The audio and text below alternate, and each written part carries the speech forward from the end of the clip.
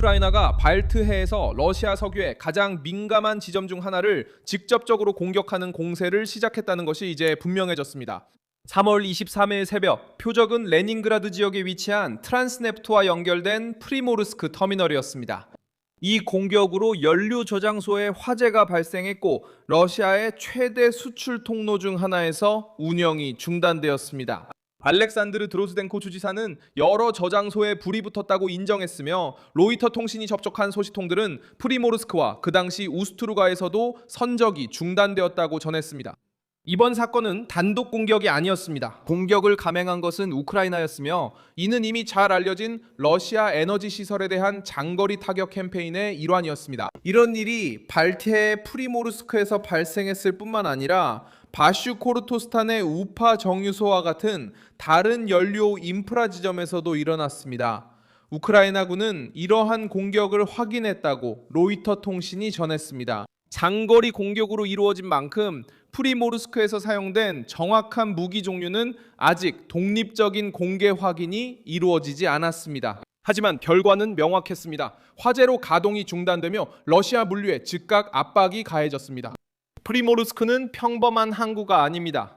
로이터 통신에 따르면 이 항구는 하루에 100만 배럴 이상의 석유를 수출할 수 있으며 우랄 원유와 러시아 디젤의 주요 수출 통로입니다. 우스트루가는 이 전선에서 타격을 받은 또 다른 중심지로 지난해 3,290만 톤의 석유 제품을 처리했으며 프리모르스크는 1,680만 톤을 선적했습니다. 이것이 바로 왜 이번 공격이 그렇게 큰 영향을 미치는지, 왜 중요한지에 대한 가장 중요한 질문에 대한 답입니다.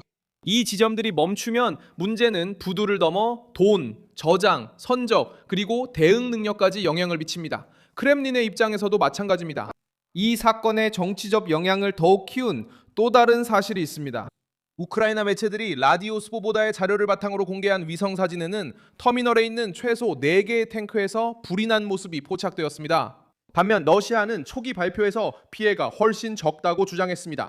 서로 다른 주장이 오갔지만 주요 사실은 변하지 않았습니다. 항구가 멈췄고 화재는 국제적인 관심을 받았으며 프리모르스크의 취약성이 드러났습니다. 우크라이나가 언제, 왜 이런 일을 했을까요? 지금일까요? 그 답은 전쟁의 더 넓은 맥락에 있습니다. 모스크바는 최근 우크라이나 도시들에 대한 공격을 강화했습니다. AP통신은 최근 몇 주간 최대 규모의 공격 중 하나에서 약 400대 드론과 여러 미사일이 사용됐다고 보도했습니다.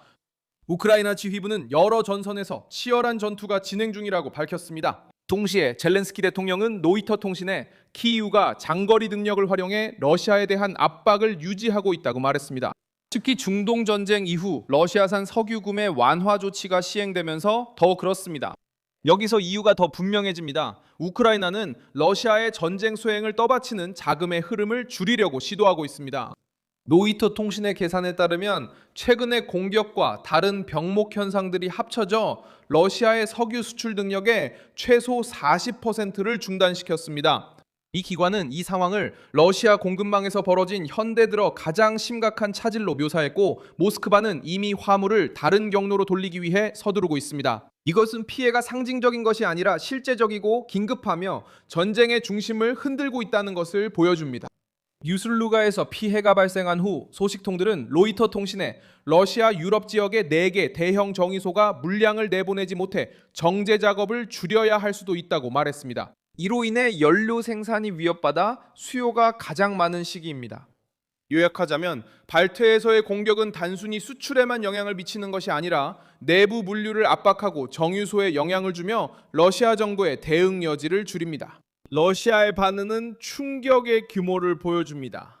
목요일에 프리모르스키는 다시 석유와 연료를 선적하기 시작했지만 피해로 인해 평소보다 적은 양이었습니다. 유슬루가는 여전히 큰 압박을 받고 있었고 트란스네프트는 노선을 재조정하려고 애쓰고 있었습니다. 이는 정확성을 유지하는 데 중요합니다. 우크라이나는 러시아 시스템을 완전히 제거하지는 못했지만 선적을 지연시키고 불확실성을 확산시키며 모스크바가 급하게 수출망을 복구하도록 만드는 타격을 주는 데 성공했습니다. 결국 이 공세의 메시지는 단순하면서도 냉혹합니다. 우크라이나는 단순히 탱크나 콘크리트 구조물만을 공격한 것이 아니라 수익, 수출 경로, 공급 속도, 그리고 운영 신뢰도까지 공격한 것입니다.